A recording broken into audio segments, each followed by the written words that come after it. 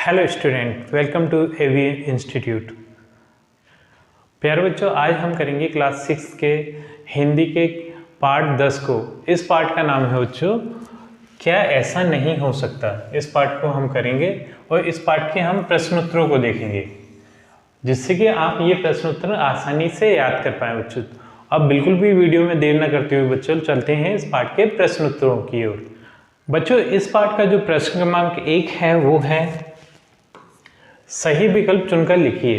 तो यहाँ पर हमें कुछ सही विकल्प वाले प्रश्न दिए बच्चों, जैसे कि का नंबर का प्रश्न है, ये है नहाने के बाद मुझे देना होगा। तो जो मित्र है वो नहाने के बाद अपने लेखक मित्र को क्या देता है, तो ये देख लेते हैं बच्चों। पहले नंबर का अपना ऑप्शन है वो है नाश्ता, आराम, टॉवेल और पुस्तक। तो इसमें ये टॉवेल वाला जो ऑप्शन है वो आपका सही हो जाएगा कि नहाने के बाद मुझे देना होगा, तो ये टॉवेल। ठीक, इसके बाद अब चलते हैं अगले सही विकल्प की ओर। जो खा नंबर का बच्चों जो सही विकल्प है वो है चादर के अनुसार पसारना चाहिए। तो एक कहावत है, हमें चादर के अनुसार अपने पैर पसारना चाहिए, मतलब जितनी हमारी इनकम है उतना ही हमें खर्च करना चाहिए, अपनी सैलरी के अकॉर्डिंग हमें खर्च करना चाहिए। ठीक है, तो यहाँ पर आ जाएगा चादर के अनुसार हमें पसारना चाहिए, ये वाला आपका पैर, चादर के अनुसार हमें पैर पसारना चाहिए। तो ये वाला आपका सही विकल्प सही हो जाएगा, दूसरा वाला पैर। ठीक है, अब अगले प्रश्न की ओर चलते हैं बच्चों। जो प्रश्न क्रमांक 2 है वो है रिक्त स्थानों की पूर्ति कीजिए। तो यहाँ पर हम देख लेते हैं जो का नंबर वाला रिक्त स्थान है वो है तुम अपने फटे डैश को चादर से ढक देते हो। तो यहाँ पर रिक्त स्थान की जगह पे आ जाएगा बच्चों ये बिस्तर। ठीक है, तो यहाँ पर हम क्या लिखेंगे, बिस्तर। तुम अपने फटे बिस्तर को चादर से ढक देते हो। ठीक है, यहाँ पर हम बिस्तर लिख देंगे। दूसरा जो खा नंबर वाला रिक्त स्थान है बच्चों वो है बिखरी हुई पुस्तकों को डैश से लगा देते हो। ठीक है, तो यहाँ पर हम लिखेंगे करीने से। ठीक है, करीने से मतलब एक सीक्वेंस से, जिससे तरतीब वाइज जमी होती हैं किताबें, बिखरी हुई नहीं। ठीक है, तरतीब से जमा देते हो। ठीक, तो यहाँ पर क्या आ जाएगा, ये करीने से, जो खा नंबर वाला रिक्त स्थान है। अगला जो रिक्त स्थान है बच्चों वो गा नंबर वाला, इसमें है हम सबके चेहरे पर अभावों की डैश छाई हुई है। तो यहाँ पर इस जगह पर हम लिखेंगे धुंध। हम सबके चेहरे पर अभावों की धुंध छाई हुई है, मतलब सभी के सभी अभावों से ग्रस्त हैं। ठीक है, लेकिन वो धुंधले उनके चेहरे पड़े हुए हैं, उनके वो अपने अभावों को उस धुंध से छुपाए हुए हैं बच्चों। ठीक है, धुंध आपने देखा होगा सर्दियों के दिनों में जो एक धुआं धुआं सा सुबह के टाइम पे छा जाता है, उसी अपन क्या बोलते हैं, धुंध बोलते हैं। ठीक, अगला वाला है बच्चों घ सुख दुख के इस डैश में से ही अभावों की कश्ती के पार होने का मार्ग गया है।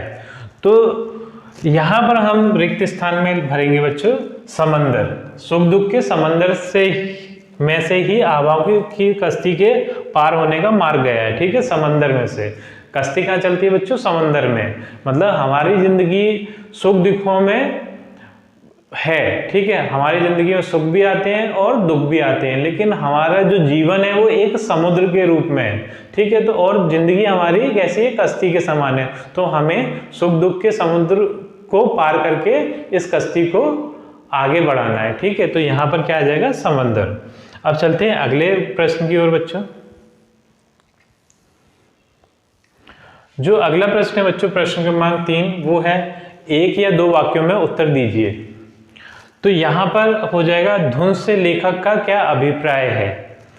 तो यहाँ बच्चों धुंध से लेखक का ये अभिप्राय है कि जो उसका दोस्त है अभावों से ग्रस्त है, यानी कि उसको बहुत ज़्यादा परेशानी है, उसकी ज़िंदगी बहुत अच्छी नहीं चल रही। ठीक है, उस पर बहुत ज़्यादा पैसे की दिक्कत है, लेकिन फिर भी वो कहीं ना कहीं दिखावा करके उन अभावों को छुपा रहा है, यानी कि अपने चेहरे के आगे धुंध छाकर वो अपना असली चेहरा नहीं दिखाना चाहता, जो उसके अभाव है उन्हें नहीं दिखाना चाहता।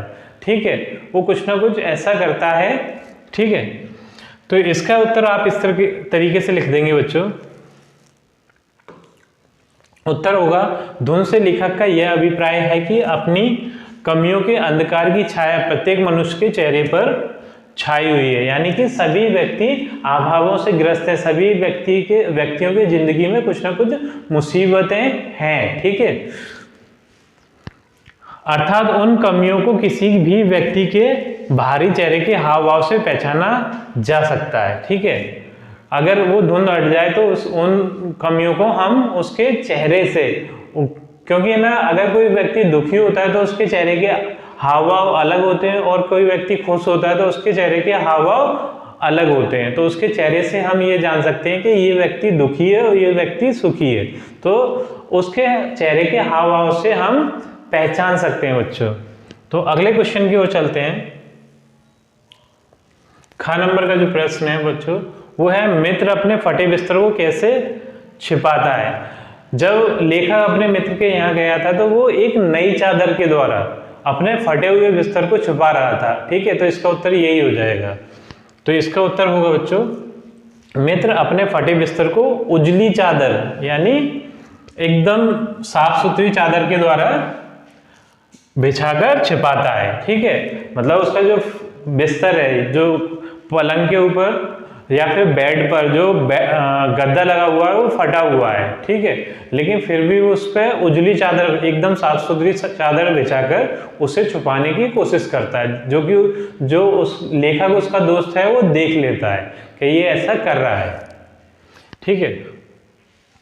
अब जो ग नंबर का प्रश्न है बच्चों वो है, अव्यवस्थाओं के होते हुए भी मित्र लेखक से रुकने का आग्रह क्यों करता है। देखो बहुत सारी अव्यवस्थाएं थी उसके घर पर, ना तो कुछ खाने पीने के लिए था, उसका बिस्तर था वो भी फटा हुआ था, उसके पास एक अच्छा आईना नहीं था, मतलब बहुत सारी कमियां थी। फिर भी इसके बावजूद भी वो लेखक को रुकने के लिए कहता है। क्या, जिस टाइम पे लेखक जाने लगता है अपने घर पर तो वो रुकने के लिए उसका मित्र बोलता है कि आप रुक जाइए, कुछ दिन और रुकिए, यहाँ रहिए, क्योंकि वो नहीं चाहता कि उसके जो मित्र है, जो लेखक मित्र है, उसको जरा सा भी ये एहसास हो कि ना मेरी जिंदगी कितनी कठिनाइयों से गुजर रही है, उसे ऐसा एहसास ना हो। अगर वो जल्दी से कहता कि आप चले जाइए तो उसे कहीं ना कहीं उसके जो लेखक मित्र है उसे लगता कि ये इसकी जिंदगी कठिनाइयों से गुजर रही है, लेकिन वो ऐसा नहीं चाहता बिल्कुल भी, क्योंकि उसका जो लेखक दोस्त है उसे ये देखकर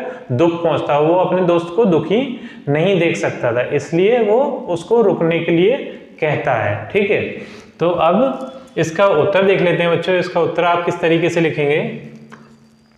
अव्यवस्थाओं के होते हुए भी मित्र लेखक से रुकने का आग्रह इसलिए करता है क्योंकि मित्र लेखक को अव्यवस्थाओं के होने का एहसास नहीं कराना चाहता। मतलब वो नहीं चाहता कि ना मेरे यहाँ इतनी सारी अव्यवस्थाएं हैं, वो इसलिए लेखक को रुकने के लिए कहता है, ठीक है। अर्थात वह नहीं चाहता कि लेखक उसके बारे में जानकर दुखी हो, ठीक है, इसलिए वो उससे नहीं बोलता कि आप है ना जाओ, वो रुकने के लिए बोलता है, आग्रह करता है, रुकने के लिए आग्रह करता है। अब चलते हैं अगले प्रश्न की ओर बच्चों। जो ग नंबर का प्रश्न है वो है, लेखक ने मित्र को राजनीति और साहित्य के बदले कौन सी बात करने की सलाह दी। तो जिस टाइम पे बच्चों लेखक और उसका मित्र दोनों बात करते हैं तो वो हमेशा जो मित्र था वो साहित्य और राजनीति के बारे में ही बात करता था, घर गृहस्थी के बारे में कोई नहीं बात करता था, क्योंकि वो जानता था कि अगर मैं अपनी घर गृहस्थी के बारे में बात करूंगा तो लेखक को पता चल जाएगा कि मेरे घर की स्थिति क्या है। इसलिए तो जो लेखक है वो अपने मित्र को ये सलाह दे रहा है कि जो आपकी सच्चाई है वो आप मेरे सामने रखिए, मेरा भी हाल कोई इतना अच्छा नहीं है, आप जैसे हो वैसे मुझसे मिलो, ठीक है। आप बजाय घर गृहस्थी के राजनीति और साहित्य की बात मत करो, जो घर गृहस्थी की बातें हैं वो करो, अपने फैमिली के बारे में बताओ, अपने जो पारिवारिक स्थिति है उसके बारे में बताओ, ना कि साहित्य और राजनीति के बारे में उससे बात करो, ठीक है। तो इसका उत्तर आप इस तरीके से लिख सकते हैं बच्चों।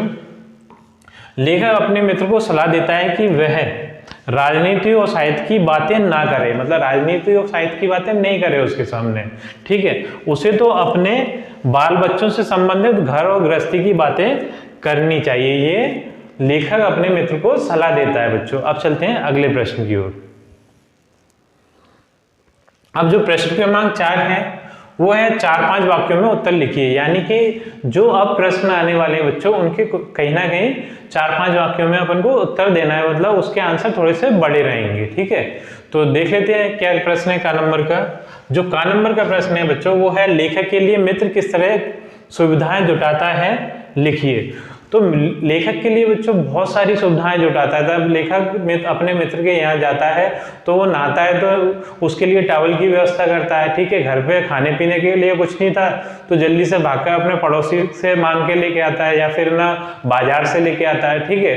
फिर उसके बाद जब वो खाना खाता है तो उसके लिए एक पान की व्यवस्था करता है। जो उसकी बिस्तर फट गया था या फिर ना फटा हुआ था उसे नई चादर से ढकता है। उसकी जो किताबें फैली हुई थी उसे एक करीने से जमाता है, यानी कि सीक्वेंसली जमाता है। इस तरीके से बहुत सारी व्यवस्थाएं करता है बच्चों। तो इसे आंसर में देख लेते हैं क्या क्या उसने व्यवस्थाएं करी। तो देख लेते हैं उत्तर होगा इसका, लेखक के लिए मित्र घर में घी और शक्कर के ना होने पर भी घी शक्कर छिपाकर लेकर आता है। मतलब उसके घर में उस टाइम पे घी शक्कर नहीं था, और घी शक्कर क्या है, एक अच्छी चीज मानी जाती है जो कि कॉस्टली थोड़ी सी महंगी होती है, लेकिन जनरली जो वो उसका मित्र था वो नहीं इन चीजों का इस्तेमाल करता था, ठीक है। घी का तो कम से कम नहीं करता था, शक्कर उस टाइम पे खत्म हो गई होगी तो वो जल्दी से भाग के जाता है और घी और शक्कर छुपते छुपाते लेके आता है, जिससे कि उसके मित्र को पता ना चले कि इसके घर में मेरे मित्र के घर में घी और शक्कर नहीं है, ठीक है। फिर आगे देखते हैं, फटे बिस्तर को नई चादर से ढक देता है। बिस्तर फटा होता है उसका, नई चादर से ढक देता है, ठीक है। पड़ोसी के स्वच्छ दर्पण को मांग लाता है, मतलब उसका जो दर्पण था वो साफ सुथरा नहीं था, धुंधला सा पड़ रहा था उसका दर्पण। आपने देखा होगा ना आपके घर में जो मिरर होगा, ठीक है, आईना होगा, तो वो जब पुराना हो जाता है तो वो धुंधला सा पड़ जाता है, बहुत ज्यादा पुराना हो जाता है, धुंधला सा पड़ जाता है, ठीक है। तो उसके घर में, मित्र के घर में भी ऐसे ही हाल था कि उसका जो दर्पण था वो पुराना धुंधला हो गया था, तो वो अपने पड़ोसी के से मांग कर ले आता है, ठीक है। फिर इसमें लिखा है, भोजन करने पर बच्चे से पान मांग कर रख देता है, ठीक है। जब वो उस लेखक मित्र भोजन कर लेता है तो पहले के जमाने में क्या रस्में होती थी कि इंसान खाना खाने के बाद पान जरूर खाता था, ठीक है। तो वो अपने बच्चे से मांगकर पान रख लेता है कि ये मेरा लेखक मित्र इसे खा लेगा, ठीक। फिर भोजन करने के बाद, ठीक है, ये तो हो गया। बाल बच्चों और गृहस्थी की बातें ना करते हुए राजनीति और पत्र पत्रिकाओं के साहित्य की बातों में उलझा देता है। मतलब वो घर गृहस्थी की बातें बात नहीं करता उसके सामने, क्योंकि उसे उसकी पारिवारिक स्थिति के बारे में पता चल जाएगा लेखक मित्र को। वो सिर्फ है ना पत्र पत्रिकाओं और साहित्य और राजनीति की बातें उसके सामने रखता है, ठीक।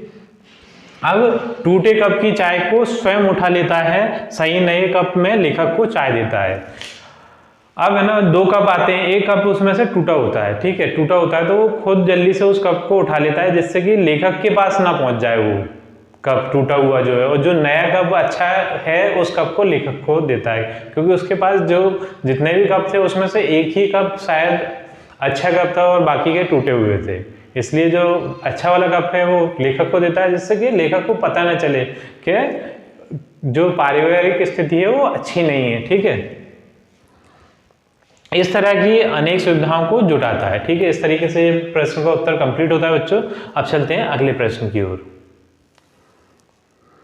जो ख नंबर का प्रश्न है बच्चों वो है, लेखक को मित्र के चेहरे पर निश्चिंतता का भाव दिखाई क्यों नहीं देता।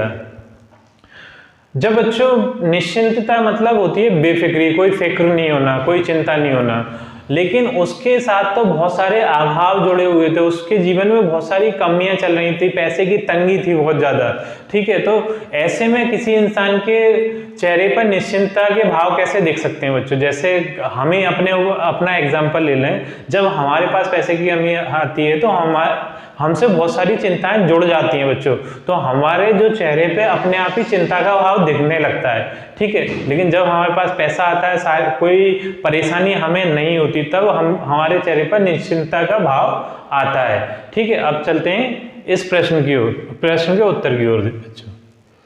इसका उत्तर है बच्चों, लेखक को मित्र के चेहरे पर निश्चिंतता का भाव इसलिए दिखाई नहीं दिया क्योंकि उसके घर में गृहस्थी की चीज़ों का अभाव था। मतलब घर गृहस्थी की जो चीज़ें होती हैं, जो खाने पीने की चीज़ें, जो आराम की विलासिता की चीज़ें होती हैं, वो उसकी कमी थी कहीं ना कहीं। मतलब खाने पीने की जो दाल घी शक्कर वगैरह इस टाइप की, और विलासिता की चीज़ें, मतलब जो कप टूटा हुआ था, इससे पता चलता है कि कप भी नहीं थे, ठीक है। बिस्तर फटा हुआ था, मतलब हाल बेहाल था, इसका मतलब ये है, ठीक है। घी शक्कर का इंतजाम लेखक से छुपकर करता है, पड़ोस से दर्पण और तौलिया लाकर रखता है, फटे बिस्तर को नई चादर से छिपाता है, घर गृहस्थी की बातें न करके राजनीति और साहित्य की बातें करने लग जाता है। इतनी सारी बातें होती है, इससे उसको लेखक को अपने मित्र के चेहरे पर निश्चिंतता का भाव नहीं दिखा, उसको चिंता का भाव अपने मित्र के चेहरे पर दिखा बच्चों। अब चलते हैं अगले प्रश्न की ओर। जो ग नंबर का प्रश्न है बच्चों, वो है लेखक की अपने मित्र से क्या अपेक्षाएं हैं।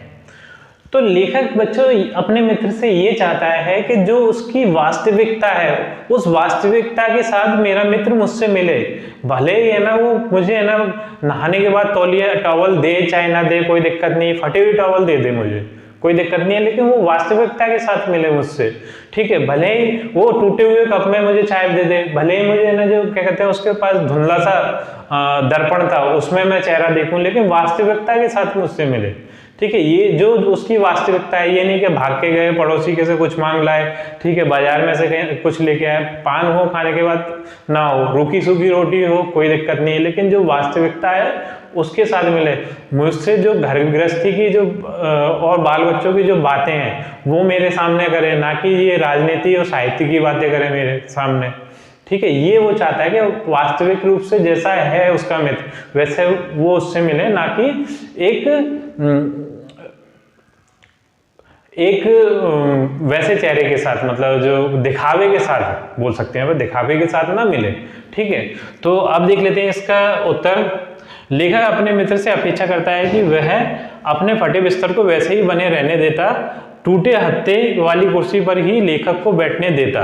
मतलब उसकी एक कुर्सी भी टूटी हुई थी, ठीक है, कुर्सी के एक तरफ का हत्था टूटा हुआ था, तो वो उस पर खुद बैठ गया था, जिसपे जो क्या कहते हैं कुर्सी का हत्था टूटा हुआ था, और लेखक को अच्छी वाली कुर्सी पर उठा लाता।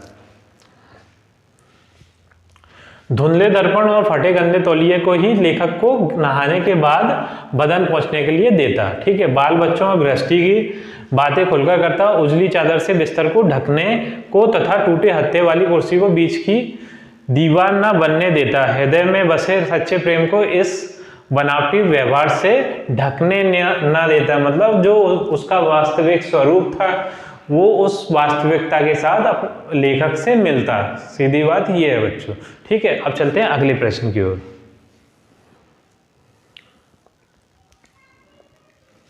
जो घ नंबर का प्रश्न है बच्चों, ये बोल रहा है लेखक मित्र को किस तरह के व्यवहार की सलाह देता है, कोई 3 बिंदु लिखिए। तो पहली सलाह तो ये है कि उससे वास्तविकता से मिले, ठीक है।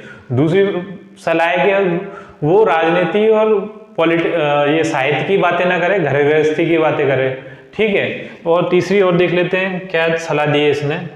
तो इसमें उत्तर हो जाएगा लेखक निम्नलिखित रूप से व्यवहार की सलाह देता है। पहला है हम दोनों मित्र ठीक वैसे ही मिले जैसे हमें बनावटी दिखने का प्रयत्न ना करें, ठीक है। जैसे हमारी वास्तविकता है उस वास्तविकता के साथ मिले, भले ही हम गरीब हैं तो गरीब बनकर ही मिले, ना कि किसी से मांग कर हम अपनी अमीरी का प्रदर्शन करें, ठीक है। ये वो अपने मित्र से चाहता है, ठीक है।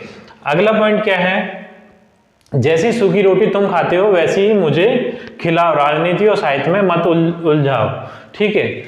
तो वो ये चाहता है कि जैसी आप सूखी रोटी खा रहे हैं, रूखी सूखी रोटी खा रही हैं, आप मुझे भी वैसी ही रोटी दो, ठीक है।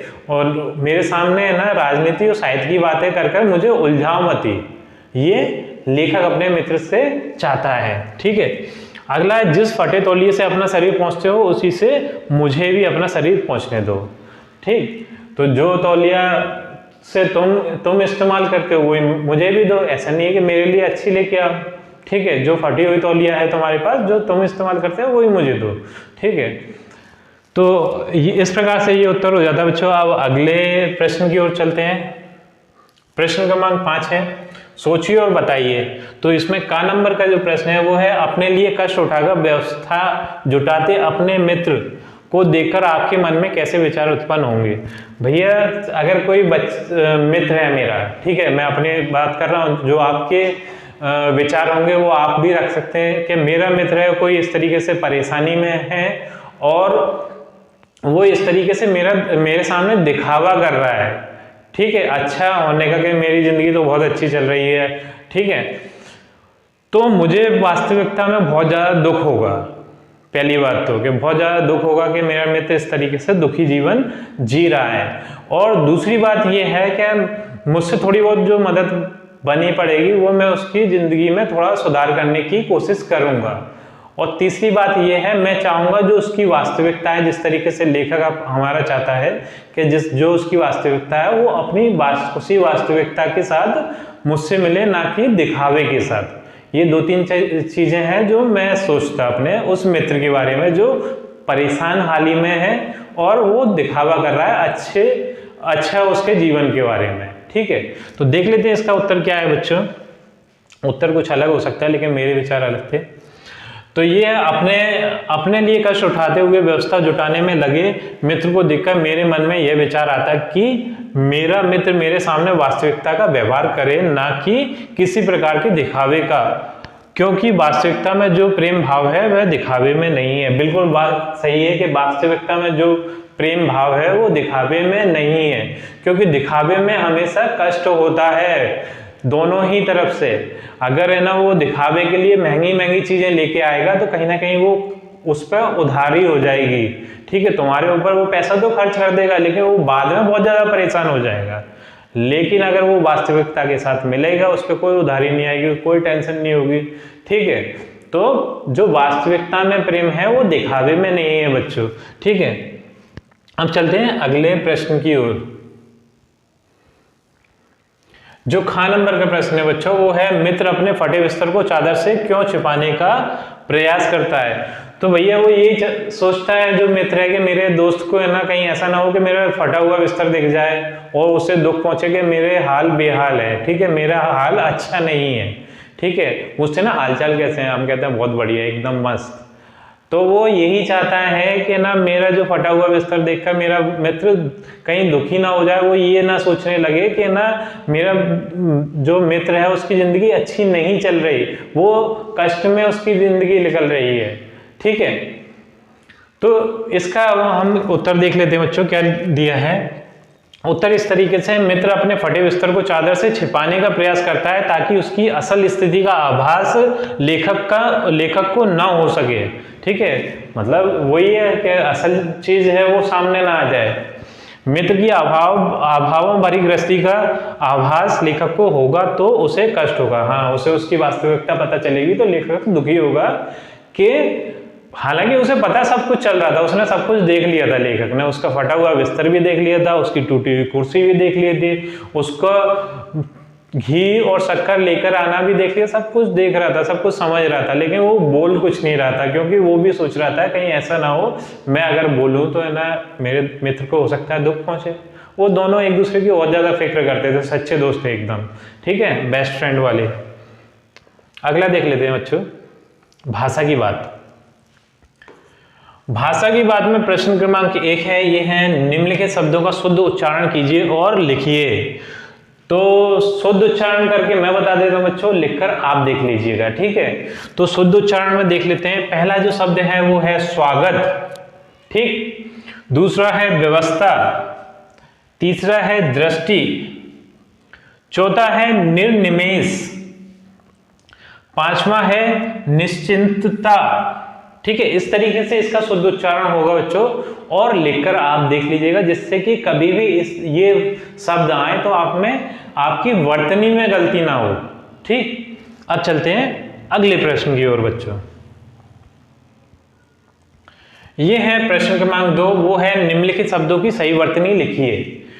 तो यहां पर जो शब्द लिखे हैं बच्चों, उनकी कहीं ना कहीं वर्तनी में गलती है। वर्तनी में गलती का मतलब ये है बच्चों, उनकी कुछ मात्राएं उल्टी सीधी चढ़ी हुई है, मतलब वो सही तरीके से नहीं लिखे हुए। कुल मिलाकर बात ये है, ठीक है। कहीं छोटी ई की मात्रा चढ़नी है, वहां बड़ी ई की मात्रा चढ़ा दी है।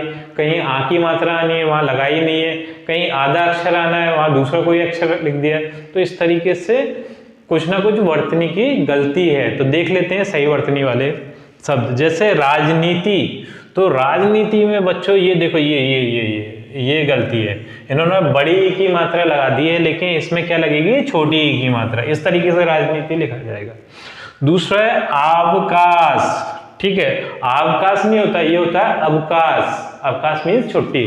तो ये आ की मात्रा एक्स्ट्रा दे दी है, बड़ा आ लगा दिया है, तो ये बड़ा आ नहीं लगते हुए क्या लगेगा, छोटा बनेगा, अवकाश होगा। दूसरा है विषावास, तो इसमें दो गलतियां बच्चों। एक तो ये सा जो है वो आधा बनेगा, और जो बा बकरी वाला है, ये बा बकरी वाला ना बनते हुए वा वन वाला बनेगा, ठीक है। ये देखो यहाँ आधा सा बना हुआ है सिटी वाला, और दूसरा बा बकरी वाला बना है।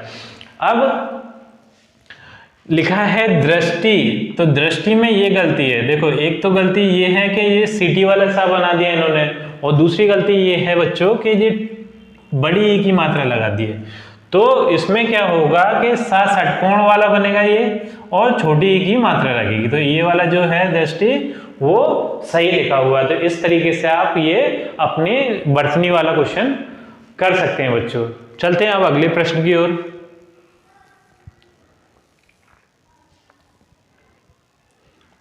जो प्रश्न क्रमांक 3 है बच्चों, वो है निम्नलिखित वाक्यों को बहुवचन में बदलिए।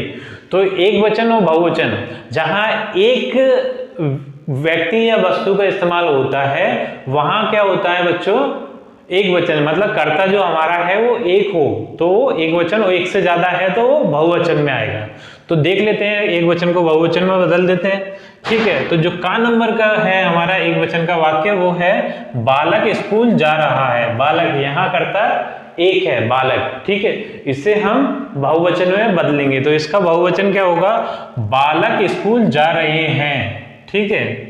बालक स्कूल जा रहे हैं मतलब एक से ज्यादा बालक हैं, वो स्कूल जा रहे हैं, ठीक है। अगला देख लेते हैं बच्चों, गा नंबर का, गाय चर रही है। तो एक गाय चर रही है, ये एक वचन का वाक्य है। इसका बहुवचन जब बनाएंगे तो ये हो जाएगा गायें चर रही हैं। ग, नदी में बाढ़ आई है। तो नदी, एक नदी में बाढ़ आई है। अब ज्यादा, एक से ज्यादा नदियां हैं तो उसका वाक्य कैसे बनेगा बच्चों, नदियों में बाढ़ आई है। इसका ये बहुवचन बना दिया हमने। अगला है घ नंबर का बच्चों, ये है वह पुस्तक पढ़ रहा है। तो इसका बहुवचन बनाएंगे, वे पुस्तक पढ़ रहे हैं। इस तरीके से आप बहुवचन बना सकते हैं। अब चलते हैं अगले प्रश्न की ओर। जो प्रश्न नंबर 4 है, ये बोल रहा है निम्नलिखित मुहावरों और लोकोक्तियों का प्रयोग वाक्यों में प्रयोग कीजिए। तो अगले प्रश्न में हमें कुछ मुहावरे और लोकोक्तियां दी हैं, ठीक है। तो उनका हमें एक ऐसा वाक्य बनाना है कि उस वाक्य में वो मुहावरा या फिर लोकोक्ति का प्रयोग हुआ हो, इस तरीके से, ठीक है। तो देख लेते हैं, पहला जो हमारा मुहावरा है वो है पलकों पर बिठालना। पलकों पर बिठालना मतलब किसी को बहुत ज्यादा इज्जत देना, ठीक है। तो इसका वाक्य प्रयोग देख लेते हैं बच्चों। इसका वाक्य प्रयोग होगा, रवि अपने मेहमानों को पलकों पर बिठालता है। मतलब उसके यहाँ मेहमान आते हैं तो उन्हें उनकी बहुत सारी वो खातिरदारी करता है, ठीक है। उन्हें बहुत ज्यादा रिस्पेक्ट देता है, इज्जत देता है रवि, ठीक है। तो इसका वाक्य प्रयोग हो जाएगा, रवि अपने मेहमानों को पलकों पर बैठाता है। जो खा नंबर का मुहावरा है वो है कलेजे पर सांप लौटना। कलेजे पर सांप लौटना, इसका अर्थ होता है दूसरे से जलन होना, ठीक है। जलन होना, कोई अच्छा काम करे तो हमें क्या है, कोई किसी व्यक्ति को, हमें नहीं किसी व्यक्ति को क्या हो, जलन हो, तो उसके कलेजे पर सांप लौट रहा है। तो इसका वाक्य प्रयोग देख लेते हैं। ये होगा, मेरे पुत्र के द्वारा परीक्षा उत्तीर्ण कर लेने पर मेरे पड़ोसी के कलेजे पर सांप लौट गया। जब मेरा पुत्र परीक्षा में उत्तीर्ण हुआ, उत्तीर्ण क्या हुआ, वो है ना एकदम टॉपर, बहुत अच्छे नंबरों से पास हुआ है। तो जो मेरा पड़ोसी है एकदम जलने लगा है उससे, तो उसके कलेजे पे क्या हुआ, सांप लौट गया, क्योंकि इसका मुहावरा बनेगा कलेजे पर सांप लौटना। ठीक है, मेरे पुत्र द्वारा परीक्षा उत्तीर्ण कर लेने पर मेरे पड़ोसी के कलेजे पर सांप लौट गया। अगला है ग नंबर का, वो है आम के आम गुठलियों के दाम, मतलब बहुत सस्ते में बहुत ज्यादा फायदा होना, बहुत कम में बहुत ज्यादा फायदा होना, इसका अर्थ होता है। ठीक है, तो देख लेते हैं इसका प्रयोग। ये होगा, रमेश ने पुराना मकान बहुत सस्ते दामों में खरीदा और उसी मकान की ईंटों से नया घर भी बनवा लिया। इसे कहते हैं आम के आम गुठलियों के दाम। ठीक है, रमेश ने एक पुराना मकान खरीदा और उसकी ही ईंटों से, सस्ते में खरीदा पुराना मकान और उसी मकान की ईंटों से क्या, नया मकान बनवा लिया। तो उसको वो क्या है, सस्ते में पड़ा, नया मकान क्या हुआ, सस्ते में पड़ा, और उस नए मकान का पूरा मटेरियल पुराने मकान में से निकाल लिया उसने, ईंटें वगैरह। ठीक है, तो उसके लिए ये कैसा रहा, आम के आम गुठलियों के दाम। ठीक है, सस्ते में बहुत ज्यादा लाभ होना, कम में बहुत ज्यादा लाभ होना। अगला मुहावरा देख लेते हैं बच्चों। जो ग नंबर का मुहावरा है वो कंगाली में आटा गीला। कंगाली में आटा गीला का मतलब होता है कि एक तो हम परेशान हैं और उस पर और ज्यादा परेशानी आ जाना। ठीक है, पहले से बहुत ज्यादा परेशान है, कंगाली मतलब पैसा नहीं है। ठीक है, और आटा गीला मतलब थोड़ा बहुत जो हमारे पास आटा था वो भी गीला हो गया, वो भी बर्बाद हो गया, मतलब पहले से परेशान है और ज्यादा परेशानी का बढ़ना, इसका मतलब है कंगाली में आटा गीला होना। तो अब इसका वाक्य प्रयोग देख लेते हैं बच्चों। बेरोजगारी ने तो पहले ही कमर तोड़ दी थी, उस पर यह महंगाई, इसे ही कहते हैं कंगाली में आटा गीला होना। मतलब बेरोजगारी तो पहले से ही उस पर रोजगार नहीं है, कोई उस पर इनकम का साधन नहीं है, लेकिन उस पर और क्या हुआ कि महंगाई और ज्यादा बढ़ गई। बेचारा थोड़े से जो पैसे थे उसमें गुजारा कर रहा था, लेकिन महंगाई बढ़ने से क्या है, उसके साथ ऐसा हुआ जैसे कंगाली में आटा गीला होना बच्चों। तो इसी के साथ बच्चों इस पार्ट के हमारे ये प्रश्न उत्तर पूर्ण होते हैं और हमारी वीडियो भी कंप्लीट होती है। अगर आपको ये वीडियो अच्छी लगी है तो हमारी वीडियो को लाइक कर दीजिए, चैनल को सब्सक्राइब कर दीजिए। आपसे मिलते हैं अपनी अगली वीडियो में बच्चों।